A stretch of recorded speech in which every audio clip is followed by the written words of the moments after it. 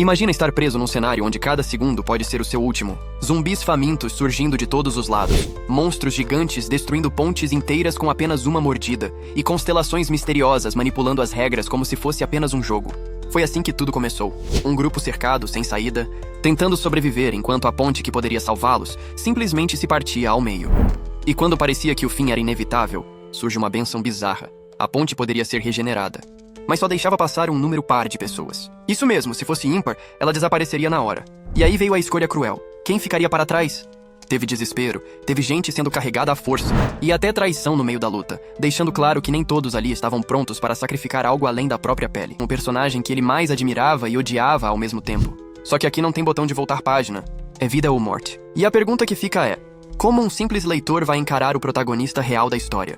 Encarava duas escolhas bizarras e não fazia ideia do que significava. Tentou até perguntar pro Zá, mas ele só mandou: relaxa, pensa nisso como um teste de qualificação. E é aí que a coisa começa a esquentar. Porque estamos falando de um dos maiores eventos da história. As constelações oferecendo patrocínio. Basicamente, esses seres poderosíssimos assistem tudo pelos canais toque e escolhem os jogadores que mais chamam sua atenção. Quem é escolhido vira uma encarnação, recebendo poderes que podem mudar totalmente o rumo do jogo. Z, por exemplo, recebeu 4 propostas. 4? Só que as constelações nunca revelam seus nomes reais. Elas aparecem com títulos misteriosos, tipo Prisioneiro do Abismo ou Juiz do Fogo. Mas como Z tinha lido o romance do começo ao fim, pra ele era até fácil reconhecer quem era quem. Agora segura. Entre essas entidades, estava uma que é líder do grupo das constelações das Nuvens Negras. O nome era tão enrolado que ninguém decoraria, então Z chamava simplesmente de Dragão Negro do Abismo. Se ele aceitasse esse patrocínio, poderia ganhar uma habilidade de ataque absurda, perfeita para os cenários iniciais, onde força bruta era essencial. Mas tinha um porém: quanto mais usasse esse poder, mais sua sanidade iria pro ralo. E o que deixou todo mundo de queixo caído foi ver que essa constelação, que na novela patrocinava outro personagem famoso, agora estava interessada justamente nele e não parou por aí. Outras constelações apareceram com propostas bizarras, com nomes que davam medo só de ler. Cada escolha podia mudar tudo. E então surge outra proposta: o Juiz do Fogo Infernal. Só pelo nome já dá pra sentir o cheiro de raiva e imoralidade. Mas calma lá, infernal não significa que era um demônio. Essa entidade, na verdade, era a Chama e o Juiz, o responsável por executar julgamentos através do fogo. Z, que conhecia bem a novela, logo deduziu que esse ser só podia ser o arcanjo Uriel. E detalhe, ele lembrava de um personagem que já tinha escolhido essa constelação como patrocinador, e tinha sido uma boa opção. Depois disso, vieram as constelações do bem absoluto. Poderosas, sim. Mas o problema é que elas vinham com aquelas regrinhas ridículas que limitavam o uso do poder. É como ganhar um carro de luxo, mas só poder dirigir a 40 km/h. Força, elas tinham, mas liberdade, nem tanto. E aí no meio dessas escolhas, aparece algo inusitado. Uma constelação oculta. Z, como único leitor da história, nunca tinha visto isso antes. Talvez fosse algo mencionado de passagem na novela, mas ele não tinha certeza. O que ele sabia é que era uma constelação fraca, nada muito empolgante. Mas aí veio a verdadeira surpresa. Uma oferta que ele não esperava receber tão cedo. O Prisioneiro do Aro Guanin. De cara, o nome parecia algo pesado e negativo. Mas quando você olha com mais atenção, a coisa muda de figura. O Aro é a menor prisão do mundo, e quem vive lá suporta dores inimagináveis. Seu dono? Ninguém menos que o Rei Macaco, Sun Wukong, o lendário assassino, senhor das frutas e flores, com aquele olhar ardente que podia atravessar qualquer um. Z sabia que, na novela, só um personagem tinha sido apoiado por essa constelação, e mesmo assim, não entendia por que um ser tão poderoso estaria interessado nele. Por outro lado, também entendeu uma coisa: se aceitasse uma constelação tão forte logo de cara, poderia ganhar poder suficiente para superar qualquer cenário. Assim que todos terminaram de escolher seus patrocinadores, Toque ficou de boca aberta. Não esperava que alguém fizesse uma escolha tão ousada, e em seguida anunciou que eles poderiam descansar por um tempo enquanto ele se preparava para o próximo cenário. Quando Toque desapareceu, Z aproveitou a pausa e pediu que cada um se aproximasse para se apresentar. O primeiro foi Li Hunun, que chegou de maneira bem educada e disse que estava satisfeito em conhecê-lo, mesmo em uma situação como aquela. Ele revelou que era um soldado, o que fez Z pensar imediatamente: esse cara tem presença de tanque nos cenários iniciais. Vai ser útil. Mas antes que pudessem continuar, Z levou um susto com um tapinha no ombro. Era Han, que quis agradecer por tudo e ainda confirmar se Z realmente o conhecia, já que trabalhavam juntos. Se respondeu com calma, mas não escondeu a confusão. Afinal, deveria chamá-lo de chefe de departamento, mas esqueceu esse detalhe porque, bom, eles não estavam exatamente no escritório. Han não levou aquilo numa boa. Começou a ameaçar Z de perder o emprego, achando que ele tinha passado dos limites ao se envolver com aqueles besouros. Han acreditava que os méritos deveriam ter sido dele, e não dizem nesse momento, Doc perdeu a paciência. Pediu, com a maior educação possível, que Han fechasse a boca. Explicou que aquilo não era brincadeira, e que se ele ainda não tivesse entendido a gravidade da situação, era só olhar pela janela do metrô. Lá fora, os monstros estavam à espreita, prontos para atacar. Z percebeu que, mesmo sem falar em voz alta, todo mundo já tinha entendido o que estava acontecendo. Então ele decidiu organizar as coisas. Reuniu o grupo, listou os pontos que eles tinham conquistado até agora e explicou como funcionava a interface do jogo. O tenente, curioso, comentou que tudo aquilo parecia uma novela que ele tinha lido escondido durante o serviço militar. Mas Z foi categórico. Não, isso não era uma história. Era a realidade. E então veio a pergunta que ninguém queria fazer, mas alguém precisava. E agora? Qual é o plano? Doc respondeu de forma simples e direta. A gente precisa agir, e precisa ser agora, se quiser sair daqui. A galera ficou em choque com a resposta. Afinal, olhando pela janela, dava pra ver a quantidade absurda de monstros lá fora. Parecia loucura sair naquele momento. Tudo estava em silêncio.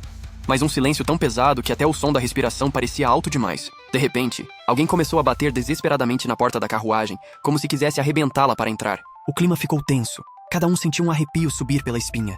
Deok já até sugeriu que aquilo podia ser o início do próximo cenário. Mas havia um problema. Toabi ainda não tinha voltado. Isso só significava uma coisa.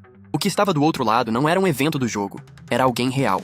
O único sobrevivente da carruagem número 7. E se ele sobreviveu, era óbvio o porquê.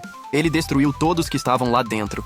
Doc já não perdeu tempo. Avisou a todos que precisavam sair imediatamente dali. Se ficassem, não haveria chance de ver o próximo cenário. O tenente ficou em dúvida. Será que era mesmo um inimigo esperando por eles? Mas Zá foi bem claro. Era isso ou a morte. A resposta não precisava nem ser dita. O grupo inteiro começou a procurar desesperadamente uma saída. As portas iam sendo testadas uma por uma, mas todas estavam quebradas. Restavam apenas 3, e cada segundo era precioso, porque a porta atrás deles estava prestes a ceder. Quando Yu-san gritou que tinha encontrado uma saída, todos correram até lá. Só que a bendita porta também estava emperrada. Seria preciso uma força absurda para abri-la. Deok já pensou em gastar moedas para aumentar a força, mas desistiu. Nos cenários iniciais isso era suicídio. Gastar recursos sem saber o que vem pela frente é cavar a própria cova. Então ele virou para o Tenente Lee e soltou. É você! Tá na hora de usar a sua habilidade especial. O soldado ficou perdido, sem entender do que ele estava falando. Zá teve que explicar. Todo mundo tem uma habilidade. A sua tá aí, só precisa querer usá-la. E não é que funcionou? Lee se concentrou e, como num clique, sua habilidade despertou. Ele abriu a porta com facilidade, como se fosse de papel. E naquele instante, uma notificação apareceu para Zá. O tenente começou a confiar totalmente nele. O nome da habilidade? Estigma. Mas não havia tempo para comemoração. A porta da carruagem 7 estava quase sendo arrebentada. Eles precisavam correr. Só que Zá estava preocupado com outra coisa. Porque se sua memória não falhava, algo ainda pior os esperava adiante. E adivinha quem apareceu? Toabi, o administrador do jogo, que já chegou irritado. Ele tinha deixado claro que não era para eles correrem pela cidade. Mas como ninguém obedeceu, ele só suspirou, estalou os dedos e jogou na cara deles o segundo cenário. Atravessem a ponte destruída e cheguem até a estação Oksu. Yu-san estranhou. Ponte destruída? Ela tá intacta, mas Zá sabia bem o que estava acontecendo. A ponte estava inteira. Por enquanto, eles correram, mas não por muito tempo. Algo gigantesco começou a emergir das águas escuras. Primeiro apenas uma sombra imensa. Depois um corpo colossal que parecia de outro mundo. Era um ictiossauro, tão enorme que fazia a ponte parecer um palito de dente. Zá percebeu na hora. Não era um monstro qualquer, era provavelmente o comandante marítimo daquele cenário. E o pior, ele tinha todo o direito de devorar quem estivesse na ponte.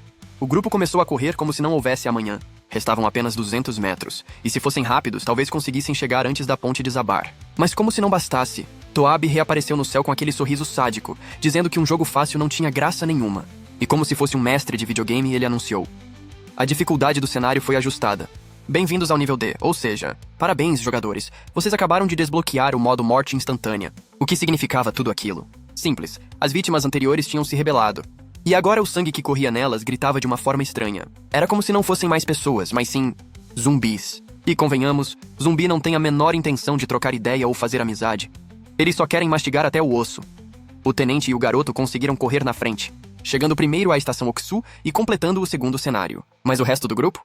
Coitados, estavam completamente cercados, sem espaço nem para respirar. E os zumbis estavam prontos para o banquete. Deok-ja percebeu rápido.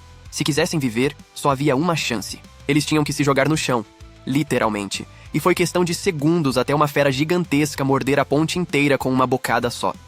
O impacto foi tão absurdo que a ponte desabou por completo. De um lado, más notícias. Agora eles não tinham como atravessar. Do outro, ironicamente, o monstro acabou salvando a pele deles, já que destruiu os zumbis junto com a ponte. Só que a alegria não durou nem meio segundo, porque agora sim, a ponte estava totalmente destruída. Eles estavam presos no lado errado, longe do destino. Yu-san olhou para a situação e ficou com a expressão de quem acabou de perder no Uno com +4 na mão. Estavam realmente ferrados. Zá sabia que isso podia acontecer, mas não tinha como prever que acabariam na metade errada da ponte. Deok já começou a pensar desesperado em uma saída. Não podiam pular na água porque era suicídio. Estavam sem opções, até que surgiu uma notificação. Alguém tinha recebido a bênção de uma constelação. E então, do nada, a ponte começou a se regenerar. Como se estivesse crescendo de volta, pedra por pedra. Era incrível de ver. Mas claro, sempre tem um porém. Só um número par de pessoas podia cruzar. Se alguém atravessasse sozinho, puff, a ponte desapareceria. Zá percebeu na hora. Tinha constelação se metendo na história para salvar Yu-Sang. Isso era raro até dentro de um romance. Então ele ficou intrigado. Tentou usar sua habilidade para descobrir quem era o patrocinador secreto dela. Mas deu ruim.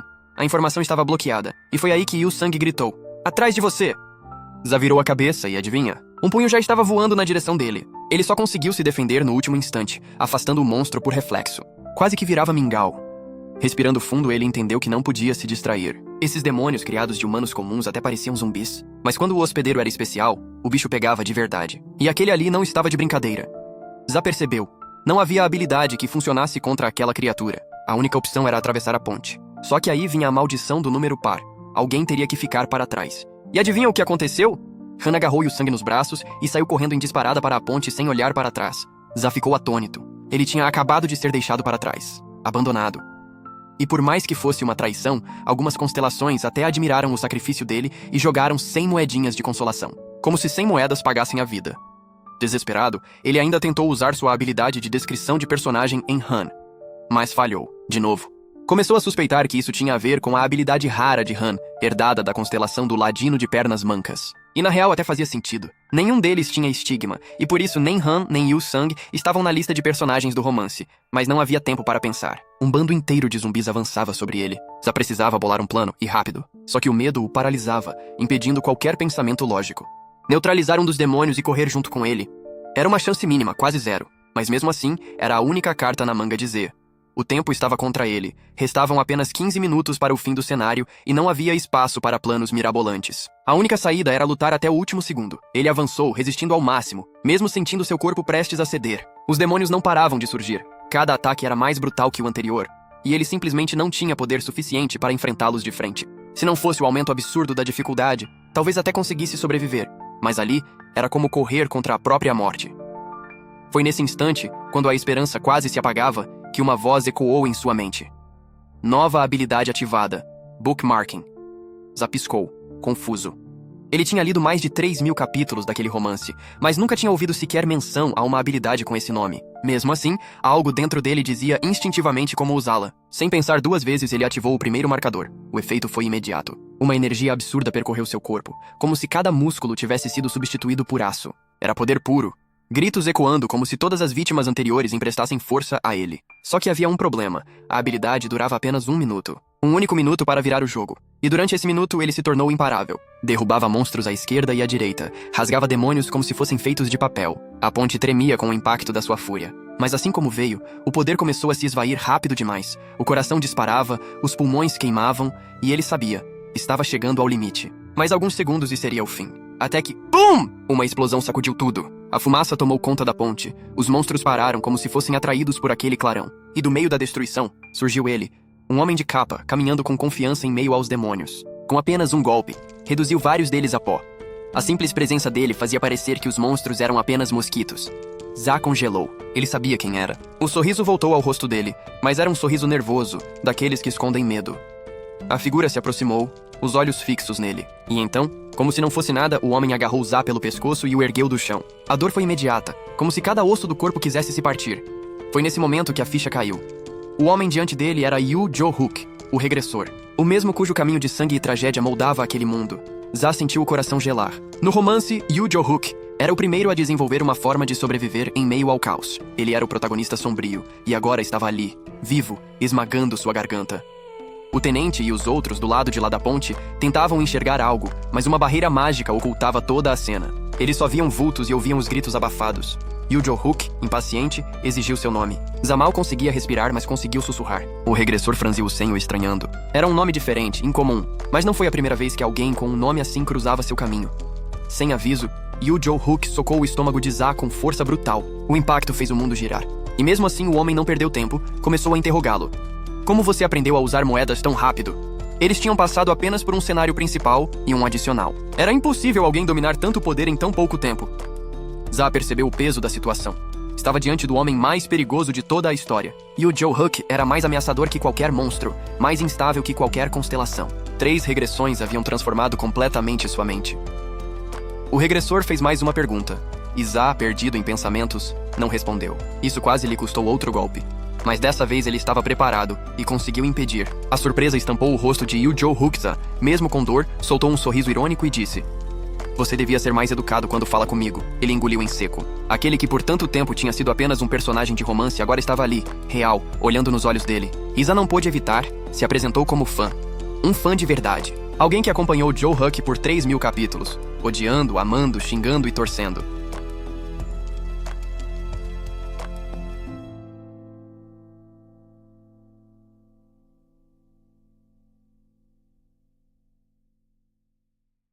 Deixar seu like e se inscrever no canal. Eu deixei um vídeo incrível aqui na tela, que com certeza vai te prender. Então, não perca tempo e clique para assistir. Vamos continuar essa conversa lá nos comentários, quero saber suas teorias e o que você achou dos personagens. Valeu por assistirem e até a próxima aventura.